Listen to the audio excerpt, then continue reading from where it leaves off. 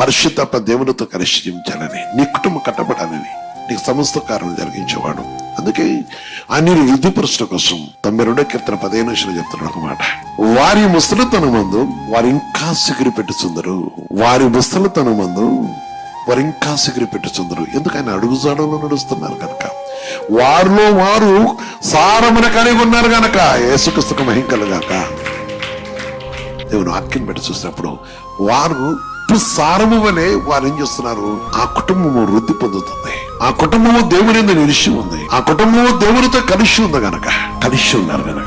అని సర్వోన్నతమైన దేవుడు. నేడు ప్రభు నామటి కొన్ని జీవితాలు చూస్తుంటాను నేను. దేవుని సన్నిధిలో యేసుప్రభు చెప్పాడు, మీ పరలోక ధర్మను సమకూర్చుకోరు ఆయన అన్నాడు. కానీ వారి జీవితంలో చూస్తున్నప్పుడు కనీసం దేవుని యొక్క మందిరంలో దేవుని యొక్క ఇష్యులు, దేవుని యొక్క ఆశీర్వదించినప్పుడు, దేవుని ప్రజలు ఇచ్చినప్పుడు కొందరి యొక్క ప్రవర్తన గుర్తుకొస్తూ ఉంటది. వారు నిస్సారమైపోవటం కోసం కారుకులేతుంటారు. ప్రభు యొక్క మాటలు బట్టి చూస్తున్నప్పుడు సారము కలిగి వారి ముసలితనం ముందు సిగురు పెట్టుచుందరు. సారము కలిగి పచ్చగా ఉందరు.